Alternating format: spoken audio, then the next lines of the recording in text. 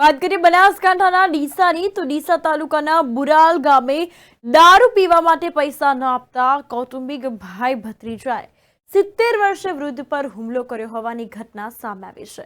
તો હુમલામાં ગંભીર રીતે ઇજાગ્રસ્ત વૃદ્ધે સારવાર લીધા બાદ ડીસા તાલુકા પોલીસ મથકે હુમલાખોરો સામે ફરિયાદ નોંધાવી હતી। તો ડીસા તાલુકાના મુરાલ ગામે રહેતા વળવેજી મણાજી ઠાકોર ખેતીનો વ્યવસાય કરીને પોતાનું પરિવારનું ગુજરાન ચલાવે છે। તો ગઈકાલે તેમના ખેતર તરફ ચાલતા જઈ રહ્યા હતા તે સમયે કૌટુંબિક ભાઈ બચુજી કપૂરજી સોલંકી અને તેમનો પુત્ર અમરસિંહ બચુજી સોલંકી ટ્રેક્ટર પર જઈ રહ્યા હતા અને આ બંને પિતા પુત્રએ વણજીભાઈને ઊભા રાખીને તેમની પાસે દારૂ પીવા માટે પૈસા માંગ્યા હતા। તો વૃદ્ધે દારૂ પીવાના પૈસા આપવાની ના પાડતા પિતા પુત્ર ઉશ્કેરાઈને વણજીભાઈ પર હુમલો કર્યો હતો અને આ અંગે પોલીસે વધુ તપાસ હાથ ધરી છે, કાયદેસરની કાર્યવાહી શરૂ કરી।